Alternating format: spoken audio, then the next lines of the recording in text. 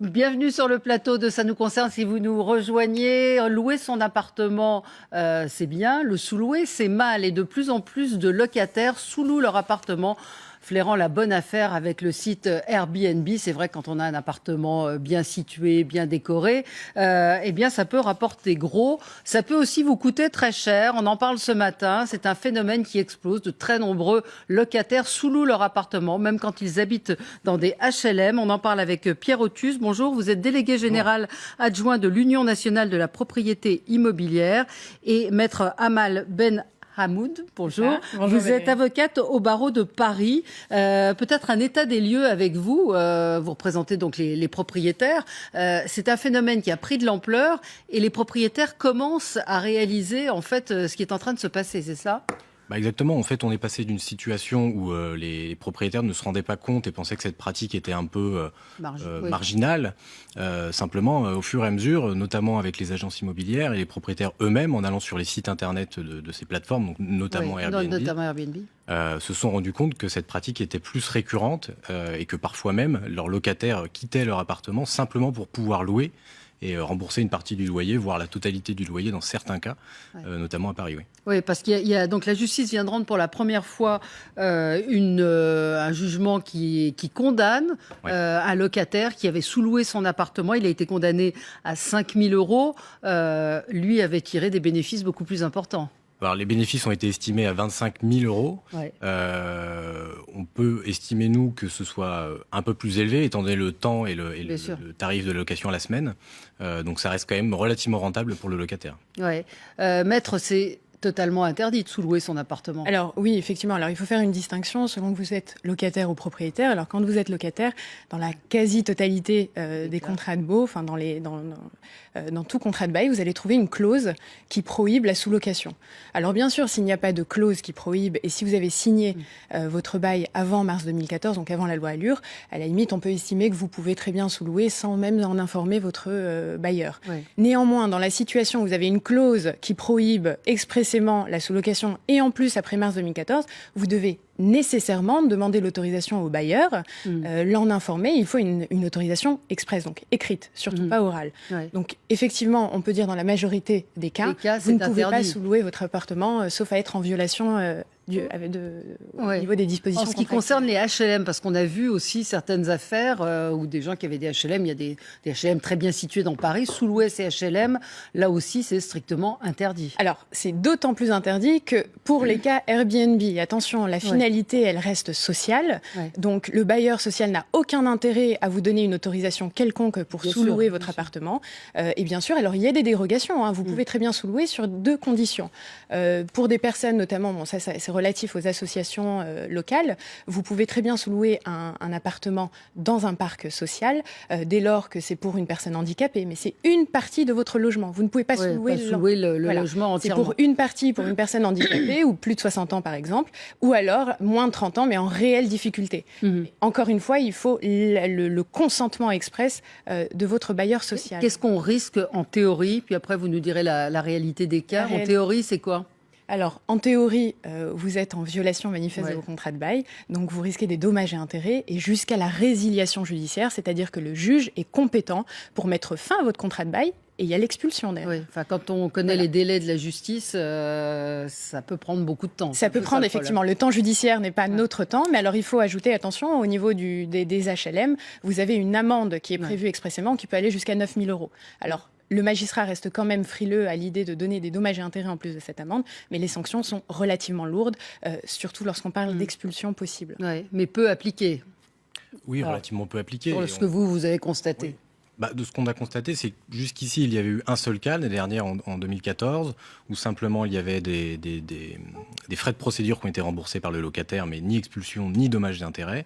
Et là, effectivement, c'est la première fois qu'un juge a décidé d'appliquer 5 000 € de dommages d'intérêt, plus effectivement les frais de procédure, le fameux article 700. Et l'expulsion ou pas du locataire ? Non. Pas dans ce cas-là. Il n'y a pas eu d'expulsion. Alors, il faut rappeler que le juge fait très attention à voir s'il y avait eu des mises en demeure préalables. Et c'est la raison pour laquelle on ne va pas à l'expulsion. Pour prendre la décision, la dernière décision, on peut très bien estimer, là, on a eu 5 000 € de dommages et intérêts. S'il y a si le locataire sous-loue une deuxième fois et qu'on revient devant ce juge, alors là, forcément, il y aura une résiliation judiciaire. Quel conseil vous donnez aux propriétaires aujourd'hui ? Parce que ça a mis du temps, hein, c'est ce que vous disiez, les propriétaires ont mis du temps à réaliser parce qu'ils ne sont pas toujours informés de ce qui se passe dans l'immeuble. Alors maintenant, peut-être que comment ils sont au courant ? En fait, c'est les autres propriétaires ou locataires. Souvent, c'est la copropriété qui envoie des courriers en recommandé aux propriétaires pour leur signaler qu'il y a eu des problèmes dans la copro, et notamment des dégradations dans la copro, des problèmes de nuisances sonores, parce que les personnes qui louent des Airbnb, en général, sont là pour peu de temps, font parfois un peu la fête le soir, ce qui peut se comprendre, et partent tôt le matin pour aller chercher un avion à Charles de Gaulle. Donc là, les propriétaires ont été alertés par ce biais-là. Et puis, dans un second temps, ils se sont rendus compte que non seulement il y avait des dégradations de leurs biens, des dégradations de la copro, mais qu'en plus, le locataire faisait une activité très rentable sur son dos. Bien sûr. Et donc, qu'est-ce que vous leur conseillez, du coup, d'être très vigilants. Très vigilants, toujours discuter avec les locataires, de vive voix, et surtout d'aller tout simplement sur les plateformes type Airbnb pour aller regarder quels sont les... si leur appartement est loué sur le site, Bien sûr. Est-ce qu'il y a un conseil particulier ? Oui, alors il faut faire extrêmement attention parce que, alors là, on a parlé jusqu'ici des violations du contrat, mais il y a aussi, attention à ne pas tomber sous la qualification de travail dissimulé. À partir du moment où il y a un glissement et que c'est réellement une activité professionnelle et qu'il y a des revenus extrêmement colossaux importants, alors là, effectivement, vous avez des dispositions du Code du travail, voire pénales, parce qu'on est sur du travail dissimulé. Deuxième chose, au niveau des assurances, quid de la sous-location et la personne brûle l'appartement. Alors vous êtes tenu, c'est-à-dire que votre compagnie d'assurance est tenue vis-à-vis du propriétaire, mais attention, elle se retournera forcément contre vous pour vous dire finalement vous n'avez même pas respecté les clauses de mon contrat et donc nous devons régler. Voilà. Il faut faire attention. Il faut faire attention au niveau des assurances. Et puis les impôts aussi. Les impôts, effectivement, bien sûr. Qui peuvent se retourner. Bien sûr. Alors, oui, bien sûr qu'il faut. Tout revenu doit être déclaré à l'administration fiscale. La question se pose, bien sûr, est-ce qu'on est dans le cadre d'une activité professionnelle ou extrêmement ponctuelle ? Quand elle est ponctuelle, on peut estimer que vous n'avez pas forcément à le déclarer, mais attention, lorsqu'elle devient professionnelle, vous êtes tenu par cette déclaration. Et d'ailleurs, la question s'est posée pour Airbnb, puisque la loi de finances, par exemple, de 2016 prévoit expressément qu'il y ait un inventaire fait chaque année par Airbnb à chaque sous-locataire, et aussi, c'est-à-dire qu'on n'arrive pas encore à demander à Airbnb, si vous voulez, excusez-moi, je suis pas très claire. De fournir... on en est aujourd'hui, l'état actuel en 2016, c'est que Airbnb fournit un inventaire chaque année pour rappeler aux particuliers qu'il a loué tant de fois. Mais il ne l'envoie pas à l'administration fiscale. Exactement, et c'est ce qu'on demande. Et à l'avenir, ce sera le cas ? Le gouvernement travaille, en tout cas les services chez Michel Sapin travaillent sur ce sujet pour que la télétransmission se fasse directement entre Airbnb et autres plateformes d'économie collaborative, directement au service de Bercy. Quelle est la situation aujourd'hui ? Est-ce qu'on a une idée à peu près du nombre d'appartements qui sont loués de façon temporaire ? Alors, on pourrait le savoir à partir de la fameuse taxe qui est imposée par la ville de Paris.